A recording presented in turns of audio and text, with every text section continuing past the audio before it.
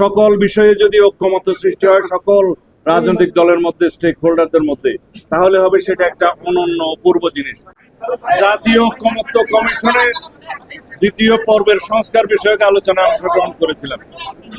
মাননীয় প্রধান উপদেষ্টা নিজেই এই জাতীয় ঐক্যমত্য কমিশনের সভাপতি। বিভিন্ন রাজনৈতিক দলের প্রতিনিধিদের বক্তব্য আমরা শুনেছি, তিনি শুনেছেন।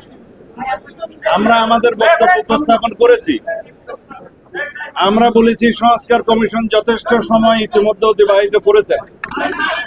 আমরা বিস্তারিতভাবে আগেও সংস্কার কমিশনের আলাপ আলোচনায় আন্তরিকতার সাথে অংশগ্রহণ করেছি এবং সংস্কার কমিশনের রিপোর্ট প্রণয়নের আগেও আমরা সংস্কার কমিশনগুলোতে আমাদের দলের পক্ষ থেকে আমরা আমাদের মতামত দিয়েছিলাম এবং সেই মতামতের ভিত্তিতে অন্যান্য দলের মতামতের ভিত্তিতে সংস্কার কমিশনগুলো রিপোর্ট প্রণয়ন করেছিল, আপনারা জানেন। সেই রিপোর্ট, বিস্তারিত রিপোর্ট আমরা আমাদের দলে আলোচনা করেছি এবং ইতিমধ্যে একটি সংক্ষিপ্ত স্প্রেডশিটের মাধ্যমে ওনারা 166টি দাবি প্রস্তাব আমাদের কাছে দিয়েছিলেন। তার উপরে আমরা কোনো মনোযোগ দেইনি, বিকজ এটা অনেকটা বিভ্রান্তিমূলক ছিল। আমরা সংস্কার কমিশনের রিপোর্টগুলোর উপরে, বিস্তারিত রিপোর্টের উপরে আমরা আমাদের বিস্তারিত মতামত প্রদান করেছি, দফাওয়ারি মতামত প্রদান করেছি, সেই বিষয়ে সময়ে সময়ে আপনাদেরকে অবহিত করেছি এবং পরবর্তীতে গঠিত জাতীয় ঐক্য কমিশনের আহ্বানে আমরা আলাপ আলোচনা করতে গিয়েছিলাম সংস্কার বিষয়ে। অনবরত 3 দিন আমরা সংস্কার কমিশনের সাথে বৈঠক করেছি, অন্যান্য দলের সাথেও তারা বৈঠক করেছেন এবং আমাদের মতামত, বিস্তারিত মতামত লিখিতভাবে আমরা দিয়েছি। আলাপ আলোচনার মধ্য দিয়ে আমরা অনেকগুলো বিষয়ে একমত হতে সক্ষম হয়েছি। কিছু কিছু বিষয়ে লিখিত রিপোর্টে আমরা দ্বিমত থাকলেও আলাপ আলোচনার মধ্য দিয়ে কোথাও কোথাও নীতিগতভাবে একমত, কোথাও কোথাও আংশিকভাবে একমত এবং কোথাও কোথাও পূর্ণাঙ্গ একমত হতে পেরেছি।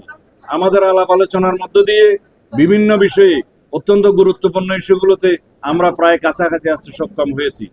এখনো দ্বিতীয় পর্যায়ের আলাপ আলোচনায় ওনারা যেভাবে আমাদের সাথে আলাপ করেছেন, তাতে মনে হয়েছে কিছু কিছু জাতীয় গুরুত্বপূর্ণ বিষয়ে, বিশেষ করে সংবিধান সংক্রান্ত কিছু কিছু ইস্যুতে তারা একমত হওয়ার জন্য সমস্ত দলগুলোর সাথে আলোচনা করবেন। হয়তোবা আমরা জাতীয়ভাবে সব বিষয়ে একমত পোষণ করতে পারবো না, এটাই হচ্ছে বিউটি অফ দ্য ডেমোক্রেসি। কিন্তু আমরা আলাপ আলোচনা করব, আমরা কোথাও কোথাও দ্বিমত পোষণ করব, কোথাও কোথাও হয়তো আমরা একমত হতে পারবো, কোথাও আমরা একমত হওয়ার কাছাকাছি আসতে পারবো। এইভাবেই একটা জাতীয় ঐক্যমত্য সৃষ্টি হবে। সকল বিষয়ে যদি ঐক্যমত্য সৃষ্টি হয় সকল রাজনৈতিক দলের মধ্যে, স্টেক হোল্ডারদের মধ্যে, তাহলে হবে সেটা একটা অনন্য অপূর্ব জিনিস। সেটা আমি এতটা বেশি আশা করতে পারবো না, কারণ বিভিন্ন মতাদর্শে বিশ্বাসী বিভিন্ন রাজনৈতিক দলের বিভিন্ন রকমের বক্তব্য থাকবে, দৃষ্টিভঙ্গি থাকবে, দৃষ্টিকোণ থাকবে।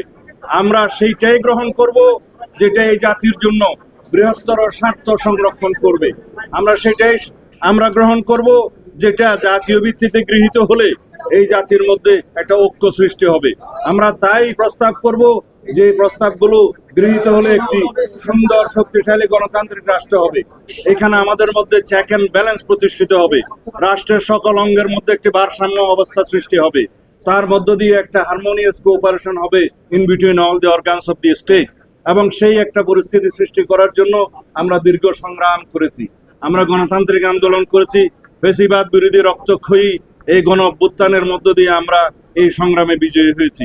সেজন্য আমরা আমাদের শহীদের রক্তের আকাঙ্ক্ষা অনুযায়ী, এদেশের জনমানুষের প্রত্যাশা অনুযায়ী আমরা একটি গণতান্ত্রিক সমাজ এবং রাষ্ট্র বিনির্মাণের জন্য আমরা অবশ্যই সেই সমস্ত বিষয়গুলোকে আমরা বিবেচনা করব, যে এই বিষয়গুলো আমরা গ্রহণ করলে, এই জাতি গ্রহণ করলে, বিশেষ করে ঐক্যমতের ভিত্তিতে গ্রহণ করলে একটি শক্তিশালী রাষ্ট্রীয় কাঠামো আমরা গঠন করতে পারবো এবং তার মধ্য দিয়ে আমরা একটা বিপুল সংখ্যক জনগোষ্ঠী, এই দেশের সমগ্র জনগোষ্ঠী আমরা আমাদের আকাঙ্ক্ষাকে বাস্তবায়ন করতে পারবো।